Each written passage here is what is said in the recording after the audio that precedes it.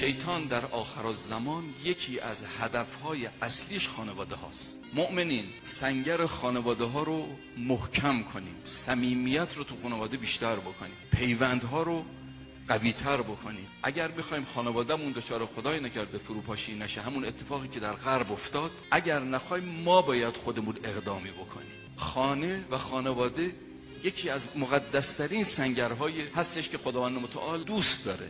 خانه و خانواده تو فرهنگ دینی محل عبادت، محل ریاضت و محل تربیت. محل عباداتی آدم میتونه تو خونه انجام بده با کارهای بسیار ساده که به هیچ وجه شما نمیتونید تو مسجد انجام بدید. پیغمبر اکرم فرمود جلوس المرء عند عیاله احب الی الله من اعتکاف فی مسجد هذا. اگر مردی با همسرش بشینه، نفرمود بشینن با هم ذکر بگن، بشینن با هم قرآن بگن، نه بشینن با هم دیگه بگو بخند داشته باشه، درد و دل داشته باشه. حضرت فرمود جلوس المرء عند عیاله احب الی الله، این پیش خدا محبوب تر است من اعتکاف فی مسجدی هذا، از اعتکاف تو مسجد من پیغمبر.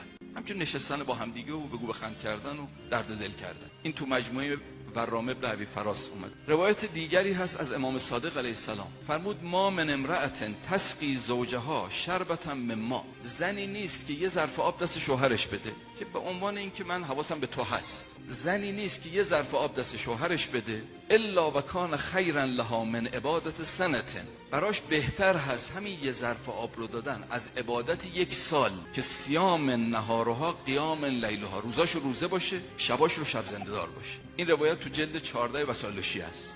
روایت دیگر تو جامع الاخبار مرحوم صدوق آورده. پیغمبر اکرم فرمود یا علی ساعت فی خدمت البیت، اگر کسی یک ساعت در خدمت خانواده باشه، یک ساعت در خدمت خانواده باشه، کارا رو انجام بده، همکاری داشته باشه، خیر من عبادت 1000 سنة، از عبادت 1000 سال براش بهتر. ما اصلا کی 1000 سال عمر میکنیم که بتونیم عبادت کنیم با یه ساعت در خدمت خانواده بودن.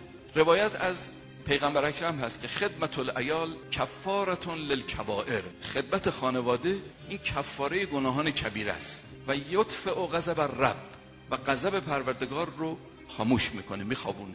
ولا یختم العیال الا صدیق او شهید، کسی در خدمت خانوادهش قرار نمیگیره مگر صدیق یا شهید، او رجل یرید الله به خیر الدنیا و الاخره، یا اون کسی که خیر دنیا و آخرت رو طالب هست.